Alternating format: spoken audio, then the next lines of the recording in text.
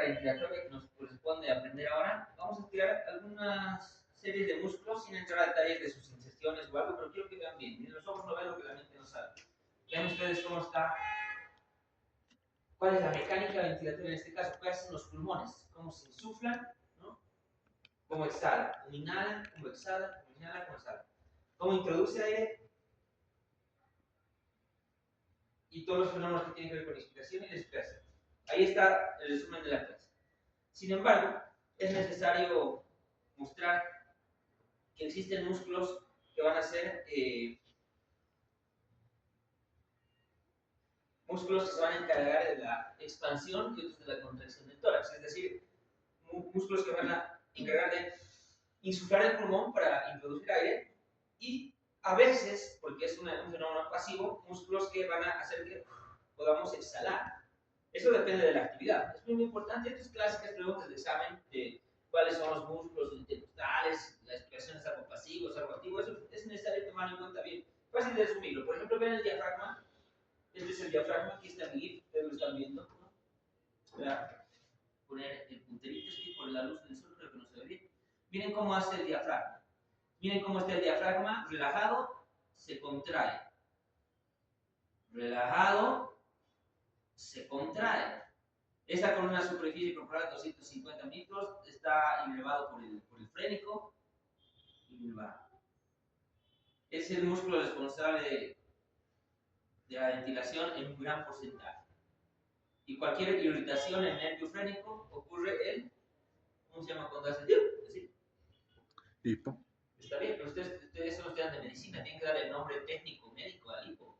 Es como decir aquí que hay chupón, no van a poner, se escriben chupones en el cuello. Se llama sugilaciones. ¿No? El hipo se llama Sugilación. No, singulto, ¿no? Es su nombre. Entonces, es el que le irrita si hace el singulto. Eso es lo que pasa con este diafragma. Ahora ven ustedes que existe una interacción, dicen, entre las costillas. Obviamente, el diámetro que va a ir cambiando, el que hacen las costillas, va a ser el diámetro anteroposterior. Es decir, esto en partes. El diafragma baja, como ustedes ven, pero el que se encarga de hacer que este diámetro anteroposterior aumente en ese porcentaje van a ser los músculos intercostales y entre otros. Ven ustedes que la respiración tranquila dice, y en la inspiración solamente es el diafragma. Es decir, que en este momento estamos usando solamente el diafragma, cuando dormimos el diafragma. Tal vez el que ha subido el ascensor va a usar algunos de los músculos accesorios, ¿no? Que subió en escaleras. Pero vean que la expiración es solamente un retroceso elástico, tanto de los pulmones, ¿no? Es un retroceso elástico por la misma capacidad que tienen los pulmones. O sea, es un evento pasivo, que no amerita ningún músculo. Cuando la respiración es tranquila, cuando la respiración es pasiva. Entonces es clave porque luego vamos a ver quiénes participan en inspiración forzada y expiración forzada, es decir, un poquito más activa. Entonces el diafragma, como ustedes viendo, es el que haga la inspiración. Ahora sí, cuando hay una respiración forzada, no tranquila, ¿no? La tranquila solo es diafragma. Cuando hay una respiración forzada, en el hecho, no sé, de que ustedes subieron las gradas, vinieron apurados, eso, ahí sí participan otros músculos accesorios de la respiración. Clásico, ustedes vean a alguien, hasta se nota el cuello, se le notan las costillas, se nota cuando es una respiración agitada, ¿no? Esa ventilación y tú dices, ¿qué ha pasado, no? O sea, viniste corriendo o algo, te das cuenta. O sea, eso no. Entonces, los músculos de respiración torácica dentro de estos, en la respiración forzada, ¿no? Obviamente lo correcto es decir ventilación, ven ustedes, es los que van a hacer la inspiración, los que van a elevar la caja torácica. Entonces, ven ustedes aquí hay palabras claves, por ejemplo, aquí están solamente los intercostales externos. Eso es clave que lo sepan. Los demás es fácil ¿qué es ubicarnos? Entonces, hay los tres fascículos del esternocleidomastoideo, especialmente el que va al esternón. Hay otro que va a la apófisis estiloides, otros que van a la clavícula, ¿no? Y se prolongan casi al acromión, forman el triángulo de Serillot, y entre estos tres cuerpos son los que van y hace que, de algún lado, el esternón empiezan a subir, cuando es una expiración forzada. Ahora también, bueno, los serratos es el músculo capitán, porque están los 10 primeros costillas en su inserción. Los escalenos, muy importante, están en las dos costillas. Y esta es pregunta clave porque hay intercostales internos y externos. Los intercostales externos son los que van a rectificar. Entonces, es decir, que las costillas se encuentran así, oblicuas. normalmente.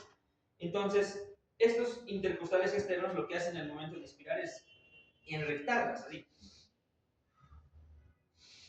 Esto es lo que hacen, ¿no? El momento que hay una respiración, una ventilación forzada, es decir, una ventilación agitada por algún esfuerzo. No la pasiva solamente funcionaba el diafragma. Ahora, ¿quiénes tiran hacia abajo? Dice la caja torácica, es decir, el momento cuando toca expirar. Vean ustedes los retos del abdomen. Ahora, bueno, los retos del abdomen sí van a participar que es actividad forzada, como dice, ¿no? Es, como dice aquí. Y esto es los intercostales internos. Entonces, los intercostales externos, es pregunta clásica, no me confundir, los intercostales externos rectifican y los intercostales internos vuelven a oblicuar nuevamente las costillas. Es decir, como que si bajaran la caja torácica. En ese sentido estamos viendo. No como hemos visto la anterior, ¿qué es la pasiva? Solamente el diafragma, y no hablaba de nada más, incluso la expiración, nadie participaba. Entonces es muy importante considerar que los músculos es fácil de aprender, pero generalmente es así, ¿no? Los intercostales externos, intercostales internos, porque obviamente no voy a poner que inspira, es el recto del abdomen, es decir, sabes que no, ¿no? Es muy obvio, pero sí estas preguntitas pueden ser muy pilladas. Ahora ven ustedes cómo está la dinámica de este aquí, por ejemplo. Ese es el movimiento que hace, ¿no? Mira, ese es el cambio estructural en el esqueleto que hay con todo lo que hemos visto cuando hay una inspiración, en este caso forzada. Vean esto también, ¿no? Una belleza poder ver ya imágenes así para podernos imaginar cómo pasa. Pero más allá, existen presiones que originan el movimiento. Entonces, ¿qué presiones en su juego y en su combinación tienen que ver con la insuflación del pulmón? Sabiendo que el pulmón está inmerso en en dos membranas que le van a dar presión negativa. Lo vamos a entender cuando veamos un videito que preparé para eso. Pero pónganse a pensar que todo esto es presión negativa. Y gracias a esa presión negativa es que los pulmones se pueden insuflar. Y si no hay esa presión negativa, pues es una patología que también la vamos a ver cuando existe un daño, una injuria profunda, un arma cortopunzante, por ejemplo. ¿Por qué el pulmón colapsa? ¿No? Porque cuando hay un orificio, por cualquier razón, el pulmón colapsa y es muy difícil expandirlo si es que no tiene las condiciones fisiológicas normales. Ahora miren ustedes, flota, dice, rodeado de líquido pleural. Todos los pulmones están flotando. Entonces, ¿cuál sería su único agarre, si va en términos del pulmón, ya que está flotando? ¿No? ¿Cómo se llama? Su ilio, con todo lo que tiene que ver en lo que ingresa a su ilio, venas, arterias y su tráquea, y sus bronquios. Entonces, por esto nada más están flotando los pulmones mientras hacen este ejercicio. Miren el diafragma, se contrae, se trae, se contrae, retrae. Es eso lo que hemos visto, ¿no? Inspiración, expiración. Pero aquí hay tres presiones que ustedes tienen que saber. ¿Qué es la presión pleural? Que la vamos a ver. ¿Cuál es la presión alveolar y cuál es la presión transpulmonar? Esta sí amerita para ver una fuerza de colapso, para ver una fuerza de retroceso, para poderla calcular, es necesario tomar en cuenta algunos numeritos. Porque aquí van a entrar preguntas de examen en base a números, ¿no? Números. Puedo preguntarles una de las siguientes presiones, es algo sencillo, ¿no? Puedo preguntarles los títulos. Y recordar que la presión negativa, como habíamos visto en el intersticio, ¿no? Cuando hemos llevado el intersticio, ¿quiénes se encargaban de hacer la presión negativa? Los vasos linfáticos. Realmente los vasos linfáticos son los que se encargan de succionar, de manera tal que exista una presión negativa entre las dos capas de esta pleura, tanto parietal como visceral, ¿no? Entonces la aspiración continua hace esa presión negativa, gracias a los linfáticos. Como en todo lado, como han visto en el intersticio, por ejemplo. Ahora, quiero que vean bien cómo se forma y una forma de entender la presión negativa en la misma formación embriológica de estos pulmones. ¿Y por qué la importancia de esa presión negativa, por ejemplo? ¿No? Para poder entender las presiones. Entonces, quiero que vean bien esta partecita, cómo nos va explicando. En el proceso respiratorio normal, los pulmones se expanden y contraen dentro de la cavidad torácica. Los pulmones están encapsulados por dos capas de tejido, como si fuera un puño metido en un pulmón. El espacio entre las capas, denominado cavidad pleural, está ubicado de manera que los pulmones puedan deslizarse cómodamente por la pared torácica. Cuando el aire penetra en este espacio, se denomina neumotórax.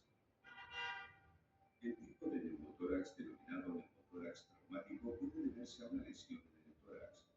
Ahí vamos a hablar ya de lesión. O sea, entienden cómo está formado de forma fisiológicamente en una patología. Ahora, ¿qué pasa si se daña? El tórax puede causar un pequeño desgarro en la superficie del pulmón que permite el ingreso de aire a la cavidad pleural donde queda atrapado. La pequeña bolsa de aire ejerce una presión excesiva en el pulmón y lo hace colapsar. El neumotórax espontáneo no es causado por ninguna lesión, sino que es la consecuencia de ciertas enfermedades pulmonares como el asma, el enfisema o la EPOC. Pueden formarse pequeños sacos llenos de aire denominados fibrenas en los pulmones. Cuando las fibrenas se rompen, liberan aire a la cavidad pleural. La presión del aire sin expulsar hace colapsar el pulmón. Sin embargo, el neumotórax espontáneo también puede originarse en una persona no expuesta a factores de riesgo ni enfermedades evidentes. Esta afección es más común en los fumadores y en los hombres de 20 a 40 años. Un neumotórax a tensión es una complicación grave que puede derivar de cualquier tipo de neumotórax. Si la bolsa de aire acumulado continúa creciendo debido a que el aire no puede expulsarse, el aumento de la presión en la cavidad pleural puede desplazar el corazón y los vasos sanguíneos principales al otro lado del tórax. Cuando se produce el desplazamiento, la presión arterial baja significativamente. Es una afección que puede Estas cosas vamos a ver luego, pero es una emergencia cuando hay un neumotórax. O sea, ustedes vean las imágenes de aquí. Es la misma placa de esta. Miren, aquí que hay. Obviamente no es algo normal, no es algo así. Realmente es una lesión por un objeto cortopunzante y es bien penetrante, a tal punto que ha debido lesionar, como han visto en el video, la pleura. Y ha habido una alteración en esa presión negativa por una fuga que hay. Pero fuga desde el pulmón, no es que, aparte que entra el aire, pero hay fuga que viene. Todo lo que inhalas sale, todo lo que inhalas sale, todo lo que inhalas sale y el pulmón se va colapsando. Y vean la placa, por ejemplo, ustedes vean, un pulmón expandido se ve así, con algunas lesiones, pero miren este pulmoncito, es este el pulmoncito. Y lo demás de aquí afuera, esto negro, negro, negro, es aire. Eso se conoce como neumotórax. Y eso es terrible porque para descolapsar ese pulmón no basta tus músculos. Y te ganan. Finalmente la gente fallece cuando da daño, incluso cuando te fisuran las costillas, las mismas costillas revientan, si vale el término, la pleura y te colapsa. Y ni tu capacidad muscular puede revertir esto. Para esto esto es urgencia. Y para eso necesitamos anatomía, necesitamos ver algunas cosas. Por la importancia de tocar aquí los espacios intercostales. Se hace la función descompresiva de emergencia, ¿no? La toracostomía. Entonces, eso acontece que haces así. Y eso pasa igual en muchos niños, bebés que hacen esfuerzo porque no tienen soportante, se les perfora. Cuando hacen reanimación muy fuerte, se les perfora el pulmón. Han visto que en personas adultas el hecho de fumar te condiciona esto o cualquier accidente. Hay situaciones que se hacen. Encuentras en un espacio intercostal, línea mamilar, una jeringa, y empiezas a sacar el aire, hasta mientras. La presión evacuativa, eso tiene que ser al vacío, obviamente, ¿no? Tienes que hacer una llave 3 vías, meter una llave 3 vías, meter llave 3 vías, metes. O encontrar realmente aquí, para hacer un tubo de pleurostomía evacuativa también. Se introduce un tubo hasta esta parte y se hace un sello de agua. Y con el sello de agua haces que este paciente pues, pueda ir atrapando ir revirtiendo este neumotórax. Son situaciones de emergencia que hay que saberlas. Y emergencia no es necesario, tú vas a trabajar en una unidad de emergencias. Te va a llegar algunas veces, es necesario que sepas estas cuestiones. Ahora, miren cómo todo lo que hemos visto, así a grosso modo, un accidente con una presión negativa, pero veremos en sí esas tres presiones y las vayamos entendiendo cómo es que estas presiones funcionan, por ejemplo. Vean ustedes que la presión pleural, esta presión pleural dice que está ejercida por líquido pleural. ¿Quién hace esto? ¿Quién hace el líquido pleural? Los linfáticos, ¿no? Los linfáticos son los que se encargan de aspirar. Ahora ven ustedes que han logrado, digamos, medirla, como nos dice el libro. En reposo será menos 5 centímetros de agua, ¿no? Y en una expresión, digamos, al inicio será menos 5 y cuando todo será menos 7.5 en una respiración normal. Esto se multiplica en el llanto, por ejemplo. Se multiplica en el ejercicio, porque en el ejercicio ya no estás ventilando así, estás ventilando en el ejercicio, ¿me entienden? Entonces, esa es la importancia. Y este es el que se encarga de hacer cambios en el volumen. Estos este medio litro o 500 mililitros, que va a equivaler al movimiento de medio litro, voto medio litro. 500 mililitros, 500 mililitros afuera, 500 mililitros dentro, 500 mililitros afuera. Que posteriormente esto se llamará volumen corriente, ¿no? Ese volumen corriente de intercambio, o volumen TIDA. Y eso no es solamente 500, vamos a ver cuánto es en la altura, por ejemplo, o cuánto es por peso en las personas, se puede calcular con el peso, para ver cuánto es el equivalente a lo que movemos. No es lo mismo, no sé, un sujeto así chiquitito como nosotros y un sujeto así grandote, alrededor del 1,90 m. Es lógico imaginar que los volúmenes no van a ser iguales. Y se los puede calcular con algunas constantes que vamos a ver. Primera presión importante. Luego la presión alveolar. La presión alveolar se entiende como que igualamos las presiones atmosféricas en el momento de abrir la glotis. Aquí tenemos nuestro alveolo y aquí tenemos la presión atmosférica.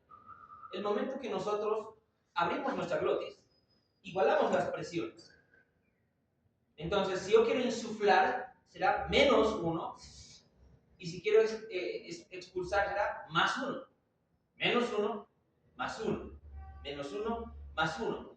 Tratando de igualar las presiones para no hacer ese juego. Por eso es que vean ustedes aquí, si igualamos nosotros las presiones, es 0 centímetros de agua, con la glotis abierta. Pero, si es que nosotros queremos, digamos, expeler, es +1. Si es que queremos introducir, -1, +1, -1, +1, solamente con fines de cálculo.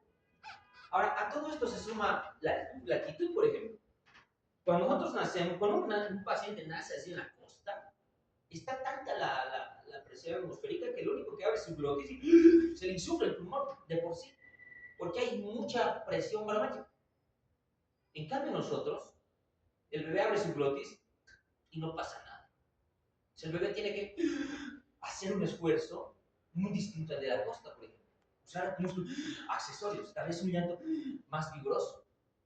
Es algo que se está estudiando, pero ahí partimos, ¿no? Los sujetos que vivimos en la altura tendríamos que ser campeones mundiales en muchos deportes. Tenemos super pulmones, por ejemplo. Tendríamos que ser campeones, no sé si te dicen, en natación. Tenemos más tanques de aire que las personas en la costa. Ahora, ¿por qué creen que en los centros de alto rendimiento pagan para entrenar aquí en la cumbre? El equipo mexicano y francés se paga sus viáticos 3 meses para estar en la bicicleta en la cumbre. Podrían entrenar tranquilamente en Francia, pero ¿por qué vienen aquí a entrenar? Su equipo de élite. Debe ser por algo, ¿no? Como cuando Goku viaja a otro planeta y para hacerse más fuerte con la gravedad multiplicada por 10, algo así. Me imagino. Entonces, hay otra presión, la presión transpulmonar. Esta presión transpulmonar sí la podemos calcular. Esta va a ser una resta, ¿no? Esta va a ser una resta de las anteriores, pero lo que me da a entender esta presión transpulmonar es la fuerza es el retroceso elástico de alguna manera, es decir, la fuerza de colapso. Es decir, en condiciones normales mi fuerza de colapso es esta. ¿Qué es? Inhalo y se colapsa. Inhalo y se colapsa. ¿En qué momentos esta presión estará mucho más fuerte? Mucho colapso así, mucho colapso. Colapso que voy a tener que hacer otra presión más fuerte para tratar de descolapsar. Es esa la presión de colapso. Esa fuerza de colapso que está traducida en la presión transpulmonar se la puede calcular. Y es que he preparado esto, mira, para que nos demos cuenta, por ejemplo. Mira, presión transpulmonar igual a la presión alveolar, que sabemos que es 1, ¿no? Menos la presión pleural. Entonces, en el caso de que queramos insuflar, ¿no? Cuando insuflamos será -1, +1. Entonces, estamos insuflando, -1, por eso he puesto el -1. Ahora, juego de signos, ¿no? Juego de signos. Ahora, en una presión máxima, digamos, en -7.5, que es la presión que estaba no en reposo, sino al final de la respiración. Entonces me da un valor de 6. Entonces 6 es mi fuerza de colapso. Inspiro, colapso. Inspiro, colapso. Y se dan cuenta que en este resultado, el menos tiene mayor número. O sea, es -7.5. Este es +6. Porque en condiciones normales tiene que ser la presión negativa la que supere para que ésta se pueda insuflar. Ahora, todas estas otras presiones se van a alterar, obviamente, cuando hay, por ejemplo, situaciones fisiológicas. A ver, el llanto. En el llanto, cuando veamos si hay el tiempo, fisiología fetal, por ejemplo, o fisiología del recién nacido, que es otra, Esto puede llegar a -40 en el llanto, en el primer suspiro de vida que todos hemos tenido. Así. ¿Por qué? Porque tenemos que vencer otras barreras como el surfactante, los alveolos, estábamos llenos de agua, nuestros pulmones estaban llenos de agua como peces ahí en el útero, en el líquido amniótico. Entonces, el hacer esa transición es un hecho fisiológico muy impresionante. Tenemos que estresar. Hemos sufrido un estrés más que el que se estresan ustedes. Ni la universidad se compara al estrés que hemos sufrido en el momento del nacimiento. Ni eso, ni el parto, ni el trabajo de parto se compara a eso, chicos. Realmente es un estrés que nos ha dado vida. Entonces, esto llega a -40. Imagínense hacer hasta -40 esto. Este también estaría, pues, si más insulto al pulmón, el pulmón quiere colapsarse más. Y todo esto se puede deteriorar, por ejemplo, si es que se alterara la presión normal, ¿no? O sea, se alterara mi presión normal en el momento de cualquier daño que exista en toda esta anatomía que hemos visto. Entonces, miren las presiones. Todas estas presiones que hemos visto, tanto la pleural, alveolar y transpulmonar, hemos visto que esto flota, hacen este movimiento. Hacen que pueda introducir 500 mililitros, botar 500 mililitros, que va a ser mi volumen corriente. Mi volumen constantemente estoy inhalando, exhalando, inhalando, exhalando, inhalando, exhalando, inhalando, exhalando. Y eso se puede medir en el tiempo también. Puedo medir cuánto de aire estoy introduciendo en un minuto, ¿no? ¿Cuánto de esto se intercambiará en mis alveolos? Ahora, ¿cuál es la característica del aire? El aire que ingresa será el mismo que el aire que egresa. Eso también se estudia en fisiología. Hay cambios que hay. Ahora, no cambian inmediatamente. Ahora, será distinto 1, distinto 2 y distinto 3. ¿En cuánto tiempo va a poder cambiar la composición del aire? Eso también se estudia. Entonces, todo eso vamos a ir viendo. Parece algo simple, pero es bien bonito, es fácil de entender. Pero ese movimiento es la ventilación. Ahora, todo eso tiene juego de presiones, tiene valores, que lo vamos a ir conociendo poco a poco. Es muy importante conocer esto, por ejemplo, la distensibilidad de los pulmones. Vean ustedes que el hecho de que puedan ser distendibles estos pulmones, algo muy diferente a la fuerza de colapso. La fuerza de colapso era esta, ¿no? La distensibilidad es lo contrario. Ahora, esta distensibilidad en un pulmón sano va a variar de muchos factores, es decir, la característica que tiene un pulmón común y corriente. Se hacen experimentos con ventilador en un pulmón de vaca, por ejemplo. Se conecta el ventilador artificial y se pueden hacer ese tipo para hacer un poco pedagógico. Ojalá podamos hacer esas cosas, ¿no? En el grupo, si quieren hacer pulmones de animales, se hace. Yo traigo mi bolsa optiflable y ven cómo funciona todo eso. Entonces, cuando ven eso, la distensibilidad, ustedes tocan ese órgano, es un órgano sano, ¿no? Es un órgano que tiene así esa elasticidad, si vale el término. Entonces, esa elasticidad normal, miren que ustedes, 2/3 de esa fuerza, 2/3, está supeditada al surfactante. O sea que el factor surfactante es 2/3 para que le dé esta característica de poder ventilar. Y solamente 1/3 estará la elastina y el colágeno, ¿no? Que es el tejido pulmonar, es 1/3. Y pueden variar estas cosas en situaciones patológicas. Por ejemplo, ¿qué pasa aquí? Lo que ha pasado con la COVID-19, ¿qué ha pasado? Te ha fibrosado el pulmón por un proceso inflamatorio. Significa que ya no tienes elastina y colágeno, sino tienes solamente colágeno de otro tipo, más duro, es duro tu pulmón. Colapsó, está fibrótico tu pulmón. Y el ventilador necesitaba más fuerza para poder expandir tu pulmón. Muchas secuelas o mucha mortalidad. Muchos pacientes mueren por las secuelas más de la COVID-19, eso se ha visto en la pandemia.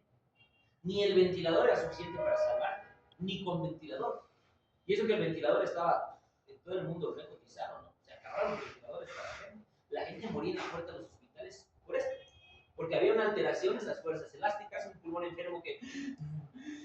Los que han tenido pacientitos enfermos con la familia han debido ver cómo usaban músculos accesorios en su reposo. Sentían disnea a medianos o pequeños esfuerzos. Trataban de ventilar, los notabas azules porque el aire que movilizaban aquí no pasaba hasta los capilares por alguna razón que estaba interfiriendo esto.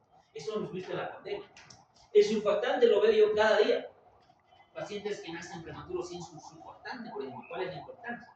Entonces, para entender qué es el surfactante, que su otro nombre es el factor tensioactivo, ese es su otro nombre, factor tensioactivo, tenemos que entender qué es tensión superficial.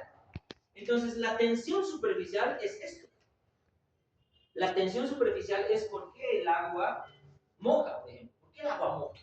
Es la pregunta, ¿no?, de las preguntas. ¿Por qué el agua moja? ¿Por qué las gotas de lluvia son redondas? Entonces, son preguntas que no tienen respuesta. La respuesta es tensión superficial. Entonces, ¿qué es tensión superficial? La tensión superficial, imagínense vectores, más allá creo que imagínense vectores aquí, flechas que están yendo al centro.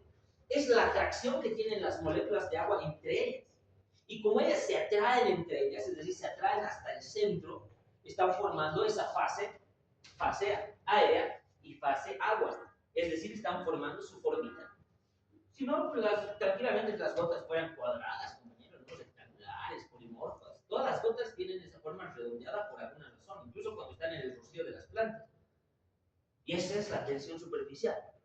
Ahora, el surfactante, vean ustedes que tiene esta gran importancia, y vamos a hacer un ejercicio también muy importante.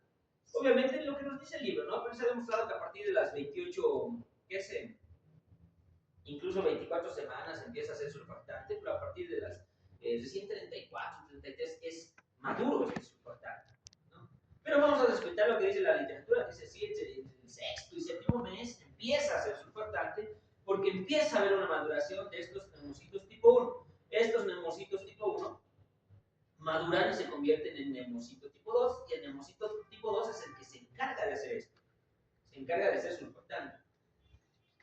Estos neumocitos tipo 2, que son células epiteliales alveolares especializadas, ese es su nombre, digamos, convencional, células alveolares especializadas, porque son las que van a ser surfactantes, empiezan a hacer una síntesis proteica de estos elementos.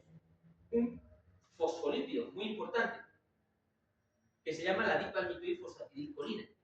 Ese fosfolípido, que es la dipalmitoilfosfatidilcolina, es el componente más importante del surfactante, el 90%. Y entre ellos están las apoproteínas, ¿no?, que es surfactante, la proteína asociada a surfactante tipo A, tipo B, tipo C, tipo D, que tienen diferentes funciones y están estudiando, pero con que sepan que son las proteínas está normal, y el calcio.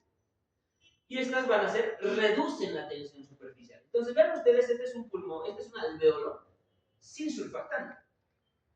Al no tener surfactante, miren cómo las moléculas de agua, porque recuerden que nacíamos con agua dentro, era agua lo que teníamos dentro de los alveolos. Y toda esta agua, estas gotitas de agua, se unen hacia el centro, es decir, jalan el alveolo para colapsarse. Muy similar al fenómeno de la capilaridad que tiene que ver cuando ustedes ven en los tubos microcapilares. A ver, saquen el agua del capilar, a ver, saquen el agua de ese tubito que me queda hecho de hematocrit hemoglobina. No es una pipeta para no soplarla así y listo, nuevito. Ni haciendo esto. Porque hay fenómenos que la misma tensión superficial hace que esas moléculas se unan entre ellas. Y cuando el espacio es chiquito, se vuelven fuertes. Por tensión superficial es que cuelan estas cositas en los vidrios. ¿Han visto qué hacen aquí para colar esto? No tienen pegamento. ¿Qué hacen? Agua con champú. Porque el champú tiene un estabilizador de la tensión superficial. Son componentes que usan para las burbujas. ¿Qué hacen para las burbujas? Estabilizador de la tensión superficial para que duren más las burbujitas. Lo mismo hacen en el sol y listo, ahí está colado. Por un fenómeno inicial de tensión superficial, luego ya se secó el líquido que es distinto. Ahora imagínense aquí que esta capa amarilla es la capita de surfactante. Entonces esto ha neutralizado a todos los vectores que están aquí. Y en un ejercicio podemos ver esto, por ejemplo. Vean ustedes que aquí existe agua, el celestito, que estaban atrayéndose entre ellas, pero sin embargo el surfactante, que es la capita roja de fosfolípidos, porque tiene su cabeza y sus dos colitas, por eso está representada así, ¿no?, su parte hidrófoba y la parte hidrofílica. Entonces la parte hidrófoba, estas serán las colitas, y la fase hidrofílica estará dentro del agua, la cabecita. Entonces eso hace como un aislante, si se dan cuenta, un aislante que hace que el agua se neutralice y no se colapse. Y de ahí que surgen, por ejemplo, estos valores que nos dan valores de la tensión superficial. Miren ustedes que el agua pura tiene 72 dienas por centímetro de fuerza de tensión superficial. El agua pura, el agua destilada, el agua tridestilada sería en este caso. El agua tridestilada para ser agua pura. Pero vean que hay líquidos con y sin surfactante. Vean la diferencia. Vamos a usar solamente una cifra. 55 para acordar. Miren que ustedes hay sin surfactante, hay 50 dinas de fuerza de ese líquido. En cambio, con surfactante se reduce a 10 veces menos la fuerza de un líquido con surfactante. Y eso lo vamos a aplicar en esta fórmula y no pierdan la atención ahora. Esto es clave. A menor diámetro, dice el alveolo, mayor presión de la tensión superficial.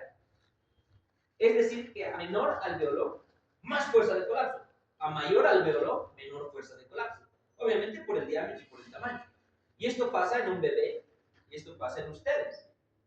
Ustedes con o sin surfactante, su alveolo sufre, pero se queda así. Se llena de agua en algún momento, ustedes, por alguna razón, que no pasa, y lo botan y no pasa nada. Cambien un bebecito, como es chiquitito su alveolo, ahí es la fuerza de colapso más fuerte para vencer. Y es injusto, ¿no? Porque tan chiquitito y necesita más fuerza, más músculos, más surfactante para poder sobrevivir. Por eso que el nacimiento es una etapa muy crucial. Los que han resistido el nacimiento por parto vaginal son otra cosa. Son como los 300. Son espartanos ya. A los que salieron por cesárea ya, desde ahí empieza sus desventajas. Para el microbiota, porque han sido, no sé, no han vivido el parto, ¿me entiendes? Así. O sea, aquí a ver conscientemente, ¿cuántos han nacido por cesárea? 2. Ahora la cesárea electiva es casi como que, no, quiero cesárea electiva, cuando no debe haber, ¿no? Ya parece por moda. Cortame, ¿no? Y no es así.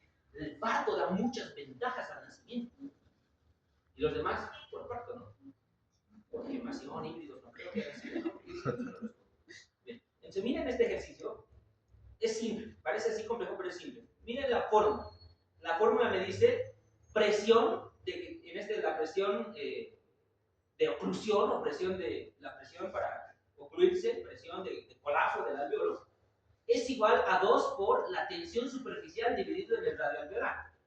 Ahora esta vez lo transformaremos, solamente ustedes hagan esto. 2, tensión superficial. Vamos a comparar con y sin surfactante. En este sin surfactante, imagínense 50 aquí. Estamos haciendo sin surfactante. Ahora, el radio alveolar es el mismo. Todavía no vamos a jugar con radios. Vamos a jugar con... Imaginen que el radio mide 1 milímetro. Entonces, 1 más. Entonces, 2 por 50, 100. Divide entre 1, 100. Con el líquido sin surfactante. Ahora hagamos lo mismo con el líquido con surfactante, para que vean la importancia del surfactante. 2 por 5, 10. Dividido entre 1, que es el diámetro, es 10. O sea, es menos la fuerza cuando hay surfactante. Ahora vamos a ver según el diámetro. Vamos a imaginarnos que este va a valer 2 y este va a valer 1. Pero vamos a hacer en un líquido sin surfactante. 50. 2 por 50, 100. Ahora esto divídanlo con el chiquitito. Divídanlo entre 1. 100. O sea, este tiene 100 fuerzas de colapso, ¿no? 100 unidades de colapso. En cambio, un alveolo grande, lo mismo, 2 por 50, sin surfactante, 100, dividido entre 2, 50. Entonces, ¿cuál tiene mayor fuerza de colapso en este caso? El chiquitito. Por eso de ahí que dice, a menor diámetro del alveolo, mayor presión de la tensión superficial, o sea, mayor fuerza de colapso. Entonces, ¿eso en quiénes se ven? En este bebé. Este pobre bebé ha nacido con alveolos chiquititos, con la física en contra de él, sin surfactante, y si no actuamos inmediatamente, este paciente muere. ¿Por qué no tiene surfactante? Eso es lo que yo hago en mi subespecialidad, o sea, la terapia intensiva neonatal. Y esto es donde estoy constantemente trabajando. Estos son ventiladores, este es un respirador artificial, estos son bombas de infusión, es una incubadora, aquí está el bebé aquí adentro, su monitor cerebral, sus monitores multiparamétricos.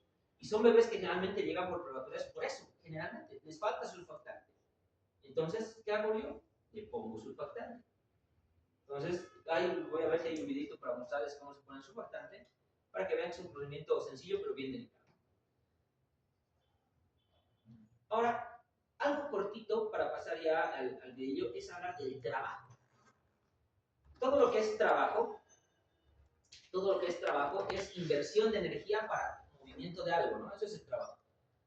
Energía para desplazar, energía para accionar. En este caso, el trabajo ventilatorio es el gasto de energía, en este caso las calorías. se van a transformar obviamente en ATP, lo que sea, calorías. Energía es sinónimo de calorías. Las grasas me dan calorías, las proteínas me dan calorías, los hidratos de carbono me dan calorías. Si estas calorías que se van a convertir en energía no se gastan, se van acumulando. Si yo como cosas dulces, se acumulan en grasa. Y la grasa sirve para como una reserva de calorías. Por eso hablan, no voy a quemar calorías. ¿Qué haces para quemar calorías? Ejercicio, ejercicio, ejercicio. Quemas calorías. Entonces, ¿cuánto de las calorías vamos a ver de energía total gastamos? Miren ustedes que este trabajo respiratorio tiene que vencer 3 etapas también.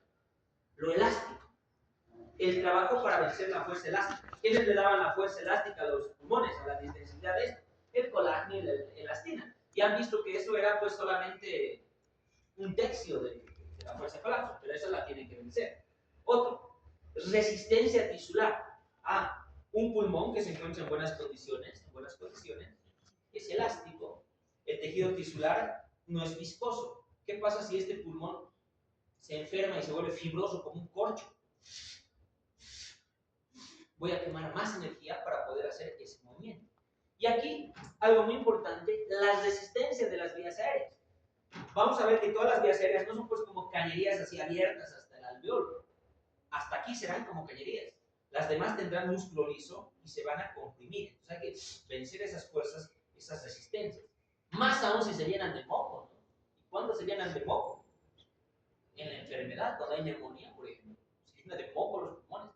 Y todo eso, miren lo que les estoy hablando, en fisiología gastamos entre el 3 al 5% nada más de energía total. Cuando hacemos ejercicio, 50 veces más. Ahora, no solamente cuando hacemos ejercicio, cuando tu pulmón se enferma, quemas como si estuvieras en una maratón, constantemente energía, energía, energía. Por eso te debilitas, debilitas, debilitas y por eso colapsas. Por eso es la importancia de la nutrición en la enfermedad. Eso lo vamos a ver más adelante. Bien, ahora para ver esta parte, por ejemplo, estos volúmenes y capacidades, lo voy a saltar, esto van a ver con la doctora Troyano, que es neumóloga, para poder entender realmente el fenómeno de la espirometría. Pero solamente vamos a ver esta partecita. Esto resume medir volúmenes y capacidades. Es decir, hay volúmenes que están dentro de nuestro pulmón, no solamente el que movemos, porque el movemos es el que se puede medir. Hay un cierto volumen que está dentro, que no va a salir del pulmón, porque si no, colapsaría. De ahí lo que hablan los médicos, los forenses, para saber si este bebé, que lastimosamente falleció con un cadáver, ha muerto en el nacimiento o ha nacido con vida y después por alguna extraña razón ha fallecido. ¿Qué hacen? Ponen su pulmón en agua. Y si el pulmón flota, significa que ese pulmón ya ventilaba antes. O sea que ese suceso pasó después del nacimiento. Se expiró, estaba vivo hasta hace un momento. ¿Y qué pasa cuando el pulmón se hunde? Ese pulmón estaba lleno de agua y nunca nació con vida, nunca ventiló. Y eso ha pasado en el embarazo. Entonces son como pistas de Sherlock Holmes que nos ayuda obviamente para deducir esto. Entonces algo deberá haber aquí que se queda para que flote. Y para eso tienen que ver esto. Miren ustedes que el volumen tidal se puede calcular por peso. En la costa dice que es de 450 mililitros. En la altura debe ser más, obviamente. Eso es lo que nosotros deducimos. Y vean que se puede calcular por este coeficiente, por el peso, de 8 a 10. A ver, uno de ahí pesa 60, me imagino. Una de ustedes debe pesar 50, ¿no, niñas? Deben estar por los 50, 48, 50, me imagino. ¿No? 50, digamos. 50 por 8, 480. 50 por 10, 500. O sea, en ustedes no las niñas deben ser 500. En ti, Roberto, me imagino, ¿cuánto pesabas, has dicho? 90. Ahora no, debe ser 900, entre 8, ¿no? Casi unos 750 tu volumen corriente, por ejemplo. No es lo mismo. Y escapa de lo que dice, ¿no? El Guyton, ay, en la costa tenemos 500 mililitros. Obviamente lo han hecho en esa gente que vive en la costa. Sus pulmones son así, de ispis. Porque no han nacido aquí. O nacer aquí son pulmones enviables. ¿No? ¿Por qué no somos campeones de natación? Deben ser campeones en todos los deportes. Tenemos pulmones así brutales, con más volumen, con más tanque de reservas.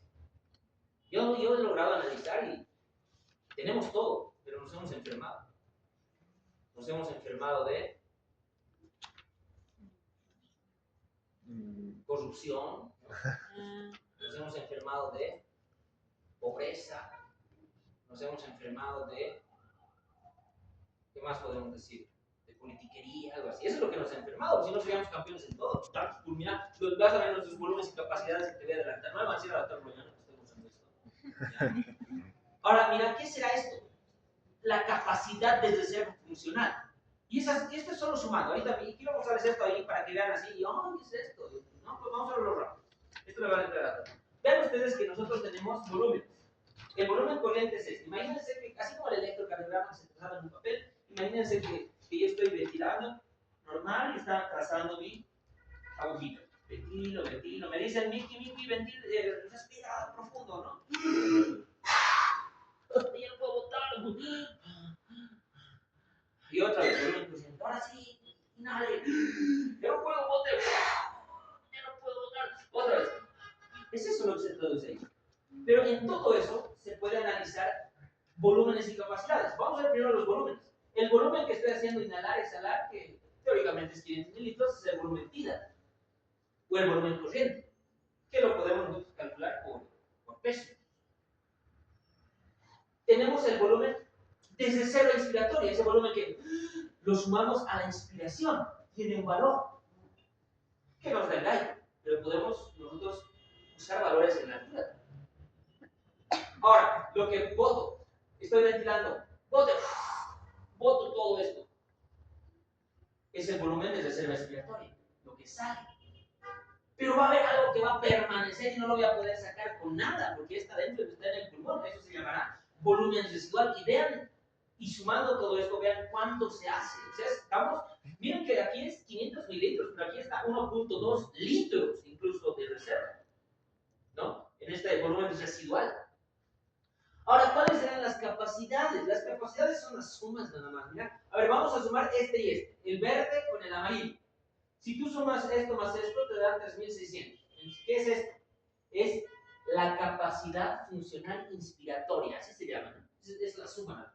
Ahora, mira, más loco. Ahora quiero sumar solo estos. Estos quiero sumar. Estos. Entonces voy a sumar aquí el verde con el rojo, que van a dar como unos 2400. Entonces, ¿qué se llamará esta suma? Capacidad residual funcional. O también llamado reserva pulmonar. O sea, por esto puedo hacer N preguntas, ¿no? La reserva, a les va a gustar, ¿cómo N preguntas? Por eso es necesario que hagan su esquema. Ahora, mira, otro dice, a ver, sumaré los tres, dice, no sé por qué este quiere sumar. Azul, amarillo y verde, lo que creo que es así como, todo lo que inspiras y todo lo que botas sin esto. Entonces, todo esto se llamará capacidad vital y solamente sumar estos volúmenes. Ahora otro dice, a ver, si lo sumamos todo, ¿qué será? ¿No? Entonces, sumando todo esto va a ser la capacidad pulmonar total. Ahora, viéndolo así es bien sencillo, eso lo van a ver con la doctora, pero de aquí salen muchas preguntas, mira. Esto es, desde otras personas tienen este tipo de memoria. Hay personas que se encantan gráficos, colores, que a muchas personas eso es suficiente para ellos. Ah, listo, fórmulas. Son los que son más lógicos. ¿No? Hay gente que aprende así, por eso se los hice. Hay gente que tiene bien memorias. Entonces, esto se traduce en lo mismo. ¿Cómo se llamaba este volumen? Pues repita, la memoria verbal también es importante.